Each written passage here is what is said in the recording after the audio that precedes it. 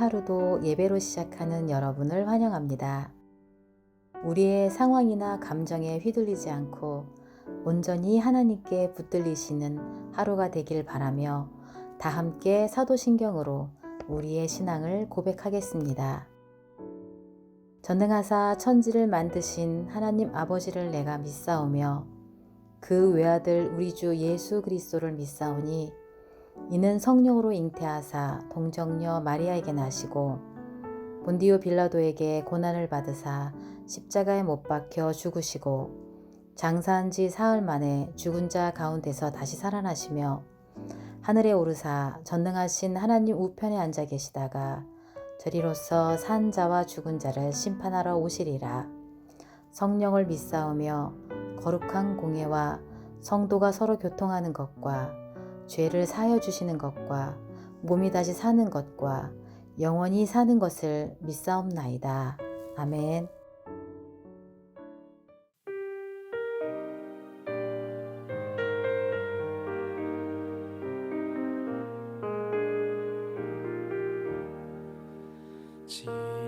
지금까지 지내온 것 주의 크신 은혜라. 한이 없는 주의 사랑 어찌 이루 말하랴.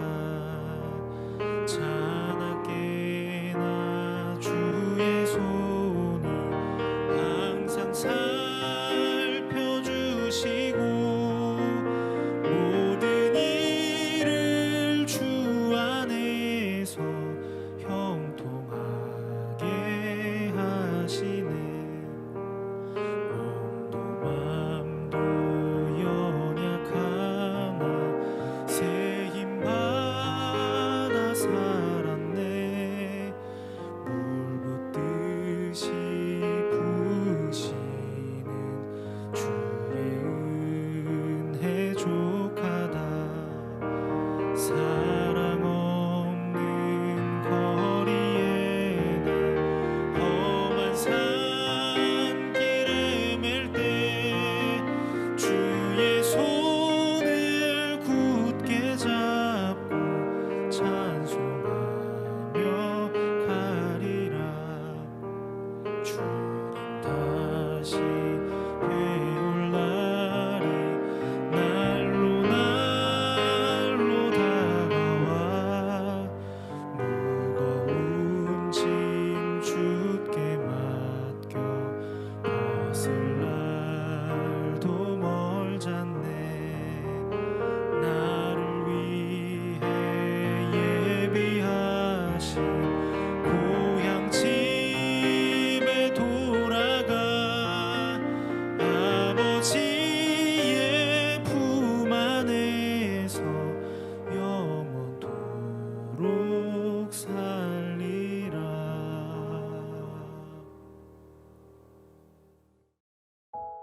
오늘 우리가 함께 나눌 말씀은 사도행전 18장 18절부터 23절입니다. 바울은 더 여러 날 머물다가 형제들과 작별하고 배 타고 수리아로 떠나갈새 브리스길라와 아굴라도 함께하더라. 바울이 일찍이 서원이 있었으므로 갱그라에서 머리를 깎았더라. 에베소에 와서 그들을 거기 머물게 하고 자기는 회당에 들어가서 유대인들과 변론하니 여러 사람이 더 오래 있기를 정하되 허락하지 아니하고 작별하여 이르되 만일 하나님의 뜻이면 너희에게 돌아오리라 하고 배를 타고 에베소를 떠나 가이사랴에 상륙하여 올라가 교회의 안부를 물을 위해 안디옥으로 내려가서 얼마 있다가 떠나 갈라디아와 부르기아 땅을 차례로 다니며 모든 제자를 굳건하게 하니라. 아멘. 여러분 반갑습니다. 오늘 사도행전 18장 18절부터 23절을 중심으로 갈망이라는 주제의 말씀을 함께 나누겠습니다. 오늘 본문에는 조금 생소한 내용이 나오는데 그건 바울이 겐그리아에서 머리를 깎았다는 내용입니다. 18절인데요. 바울은 더 여러 날 머물다가 형제들과 작별하고 배 타고 수리아로 떠나갈새 브리스길라와 아굴라도 함께 하더라. 바울이 일찍이 서원이 있었으므로 겐그리아에서 머리를 깎았더라. 자, 바울이 머리를 깎았다는 게 뭐가 그렇게 중요한 걸까요? 여러분, 머리 한두 번 자릅니까? 물론 그 시대에는 우리와는 달라서 머리를 한두 번 잘랐을 수 있는데, 특별히 성경에서 머리를 자른다는 것은 서원과 관련된 일이기 때문에 우리가 여기에서 중요한 의미를 찾으려고 하는 겁니다. 우리는 나시린 서원을 잘 알고 있습니다. 나시린이라는 말은 바쳐진 자, 드려진 자 또는 드린다라는 의미인데, 나시린 서원은 물론 평생을 두고 하는 때도 있지만 그건 거의 없는 경우고, 대부분은 일정 기간 동안 작정하고 그렇게 감당합니다. 유대인의 전승에 따르면 거의 30일이 최소 기간이었고 60일, 100일, 가끔은 몇 년 동안 이렇게 서원하고 나시린으로 살아가는 그런 방식입니다. 나시린의 규칙은 3가지 우리가 잘 알고 있습니다. 삼손을 통해 알고 있는데요. 포도주나 독주를 마시지 않고, 사체를 만지지 않고, 머리를 자르지 않는 것입니다. 이 3번째 규칙이 머리를 자르지 않는다, 여기 나오죠. 근데 바울은 머리를 잘랐답니다. 이게 무슨 말인가 하면 나시린 기간이 이제 끝났다는 걸 의미합니다. 머리를 자르지 않다가 나시린 기간이 끝날 때 그동안 자르지 않았던 머리를 깎아서 자신을 하나님 앞에 드리는 상징으로 다른 제물들과 함께 머리카락을 불태우거든요. 다시 말해서 오늘 본문이 말하는 이 머리, 바울이 머리를 잘랐다는 것은 바울이 나시린 서약을 했었다, 근데 그게 이제 끝났다라는 겁니다. 그러니까 자연스럽게 이런 질문으로 이어지겠죠. 바울이 왜 그랬을까? 왜 나시린 서원을 했을까? 여러분, 그거는 율법 시대 하는 겁니다. 신약 시대 나시린 서원을 했던 사람은 우리가 잘 아는 것처럼 세례 요한 정도 기억에 날 정도겠죠. 신약 시대는 그저 상징적인 의미만 남습니다.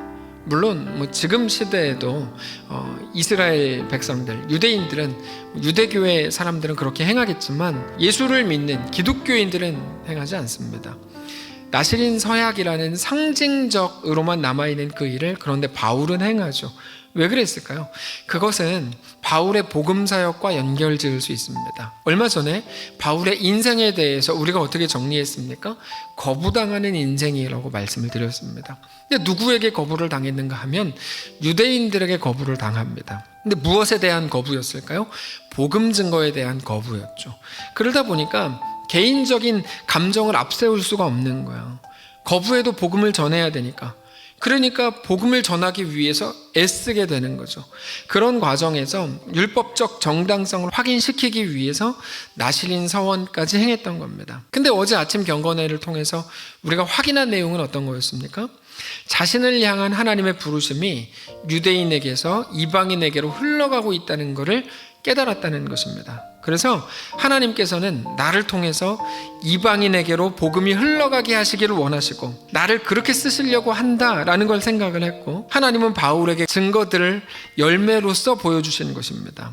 그러는 중에 바울의 나시린 서원 기간이 끝나면서 새롭게 사역을 시작하게 된 게 오늘 본문입니다. 그러니까 오늘 본문에 나오는 머리를 깎았다는 것은 나시린 서원 기간이 끝났다는 말이고, 그 말은 자연스럽게 바울의 사역의 대상이 유대인에게서 이방인에게로 옮겨가게 되는 굉장히 강력한 사인과도 같은 것이죠. 그리고 그거는 바울이 자기의 신념이 아니라 하나님의 뜻에 더 집중하고 있었던 모습이었던 겁니다. 오늘 본문은 그 배경 아래에서 온전한 이해가 가능한 겁니다. 자, 오늘 본문을 보시면 바울이 어떤 일을 합니까? 에베소에 갑니다. 바울은 아직까지는 가는 곳마다 회당에 들어가고, 회당에 들어가면 거기에서는 유대인들에게 복음을 전했습니다. 물론 사역적 방향에 대한 심각한 고민이 진행되고 있었지만 그 과정 속에 있었을 뿐 아직 유대인들을 향한 복음 증거를 멈추진 않았습니다. 에베소에 갔을 때도 마찬가지였습니다. 회당에 가서 유대인들에게 복음을 전했을 때 그때는 조금 더 대화가 잘 된 것으로 보입니다. 나시린 서원에 대한 효과가 있었을 거로 추정이 됩니다. 그 결과 여러 사람이 바울에게 더 여기에 오래 머물러 있어 주기를 요청하죠. 오래 머물면서 예수 복음에 대해서 우리와 더 대화하자, 이런 겁니다. 근데 웬일인지 바울은 그거를 거부하면서 떠납니다. 그러면서 이렇게 한마디를 하는데 그게 중요합니다. 19절부터 제가 읽겠습니다. 에베소에 와서 그들을 거기 머물게 하고 자기는 회당에 들어가서 유대인들과 변론하니 여러 사람이 더 오래 있기를 청하되 허락하지 아니하고 작별하여 이르되 만일 하나님의 뜻이면 너희에게 돌아오리라 하고 배를 타고 에베소를 떠났다. 바울이 했던 마지막에 이 표현, 만일 하나님의 뜻이면. 자, 그들이 복음을 더 전해달라고 하는데 바울은 왜 거절합니까? 바울에게는 그들의 요청보다 더 중요한 게 있었던 거죠. 그게 바로 하나님의 뜻입니다. 그게 21절에 나오는 표현이죠. 만일 하나님의 뜻이면. 바울에게 가장 중요한 것은 어떤 사역적 결과물도 아니었고 사람들에게 인정받는 것은 더더욱 아니었습니다. 자기의 신념도 아니었죠. 오직 하나님의 뜻이었습니다. 바울은 정말 하나님이 보여주시는 대로 보고 싶었고 들려주시는 대로 듣고 싶었고 이끌어 가시는 대로 이끌리고 싶었습니다. 그게 유일한 목표였고 바울은 오늘 본문에서 그렇게 행하고 있는 것입니다. 거절하는 게 하나님의 뜻이었냐? 그런 말이 아니고 바울은 하나님의 뜻이 최우선이었다는 것입니다. 여러분 이거를 구분해야 됩니다.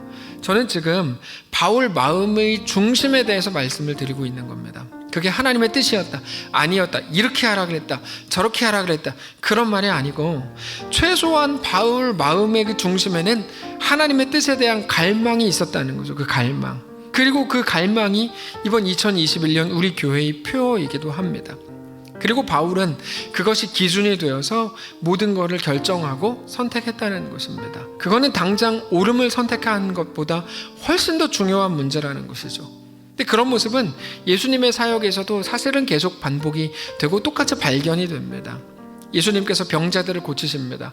단지 병자만 고치신 게 아니라 복음도 같이 전하셨겠죠. 그러면 가버나움으로 대표되고 상징되는 사람들이 그 다음 날도 예수님께 또 몰려옵니다. 그들은 복음을 듣기 위해서가 아니고 병을 고치고 말씀도 듣겠다라는 것이죠. 병 고침이 그들에게 사실은 더 중요한 문제였습니다. 근데 예수님께서는 그때마다 그들의 요구를 들으신 것은 아닙니다. 언제는 병을 고쳐주시지만 언제는 따로 한적한 곳에 가셔서 기도하시기도 하셨죠. 예수님의 기도는 하나님께 원함을 요구하는 기도가 아니었고 하나님의 뜻을 확인하기 위한 기도였습니다. 예수님의 기도는 늘 묻고 듣는 것이었습니다. 그래서 어떤 때는 병을 고쳐주시지만 어떤 때는 고쳐주시지 않기로 하신 거죠. 그래서 대표적으로 십자가 지시기 전에 겟셋마네에서의 기도를 보면 오랜 기도 끝에 어떤 고백을 하십니까? 주님, 내가 원하는 것은 십자가를 지지 않는 겁니다. 그러나 아버지, 내 원대로 하지 마시고 아버지의 뜻대로 되기를 원합니다. 이게 예수님의 기도였습니다. 묻고 듣고 확인하고 조정하는 예수님의 기도의 특징이고 능력입니다. 그래서 어떤 일이 있을 때 제가 어떻게 하기를 원하십니까? 라고 할 때 우리가 기도를 하세요 라고 말할 때 그 기도를 하세요가 바로 이런 의미입니다. 기도를 하시면 당신 마음속에 있는 인간적인 욕심은 줄어들고 하나님의 뜻이 당신 속에 선명해질 겁니다. 그러면 그것을 붙들고 또 기도를 하세요. 그때의 기도를 하세요는 뭡니까? 그 일을 감당할 힘과 용기와 담대함을 하나님께 구하세요. 이런 말이죠. 기도하면 다 들어주실 거야. 기도하면 네 욕심 다 채워주실 거야. 그런 말이 아니죠. 기도를 하세요. 그게 무슨 말이라고요? 하나님의 뜻이 당신 마음속에 선명해질 겁니다. 이런 뜻이죠. 그래서 예수님께서는 우리가 보기에 어쩌면 너무 당연한 것처럼 보이는 결정들을 행하시지 않고 더 많이 하나님의 뜻을 구하고 하나님의 뜻대로 결정하시는 모습들이 있더라는 겁니다. 그렇게 하면 우리 일이 다 잘 풀리는가? 그런 말이 아닙니다. 그렇게 가면 완전히 오늘 설교를 안 들으신 겁니다. 그렇지 않습니다. 기도를 하라. 하나님의 뜻대로 결정하는 모습이 우리 가운데 있어야 된다. 그것은 세상이 추구함과 혹은 옳고 그름을 넘어서는 것입니다. 근데 그게 오늘 본문의 바울에게서도 똑같이 나타나는 겁니다. 당연한 것처럼 보이는 결정들을 하지 않고 하나님의 뜻대로 결정하고 싶어 하더라는 거죠. 바로 그 갈망. 우리는 늘 지금 나의 이 길이 어떤 길인지, 어떤 상황이고, 그래서 내가 지금 힘든지 안 힘든지, 힘들면 얼마나 힘든지, 고통스럽다면 얼마나 고통스러운지 늘 나에게 집중되어 있는 것이 우리의 삶이지만 이제는 우리도 하나님께로 시선을 돌리는 그 일이 시작되어야 한다는 겁니다. 하나님의 이끄심, 하나님의 뜻은 무엇인가를 늘 생각하고 고민해야 된다는 것입니다. 오늘 우리의 삶을 그렇게 돌아보시고 계획하시고 시선을 우리 주님께 맞추실 수 있기를 바랍니다. 그게 지금 매우 불편하고 힘겨운 이 시대를 보는, 코로나 시대를 보는 우리들만의 특별한 시선, 특별한 고백이 되시기를 바랍니다. 오늘 우리에게 주어진 어떤 길이라고 하더라도 주님과 함께라면 내가 그 길을 가겠습니다라고 다짐하면서 바로 그 갈망, 하나님의 뜻 안에 거하기를 원하고 소망하는 그 갈망이 우리 가운데 꽉 채워지는 귀한 성도들이시기를 주님 이름으로 축복합니다. 우리 한번 기도하겠습니다. 살아계신 하나님, 우리에게 허락된 길이 어떤 길인지 우리 알지 못합니다. 그러나 그 길 위에서 놀랍게 이끄시는 하나님을 향한 갈망, 내가 주인 되지 않기를 원하는 갈망, 하나님이 주인 되어주시기를 소원하는 갈망이 우리 속에 시작되게 하옵소서. 내 뜻에 대해 철저히 무너지게 하시고 하나님의 이끄심과 하나님의 다스리심으로만 꽉 채워지는 귀한 우리의 오늘이 될 수 있도록 축복하시옵소서. 오늘 우리의 삶에 적극적으로 개입하시고 완전히 주의 다스리심으로만 꽉 채워지는 우리의 오늘이 되기를 소원하며 살아계신 예수님의 이름으로 기도합니다. 아멘. 사랑하는 성도 여러분, 오늘 하루를 하나님께서 우리에게도 허락하셨습니다. 이 믿음을 가지고 특별히 이 갈망 속에서 오늘 하루 우리의 삶이 하나님 앞에 온전히 세워지는, 그렇게 승리의 길을 걷는 귀한 오늘의 삶이 되시기를 축복합니다.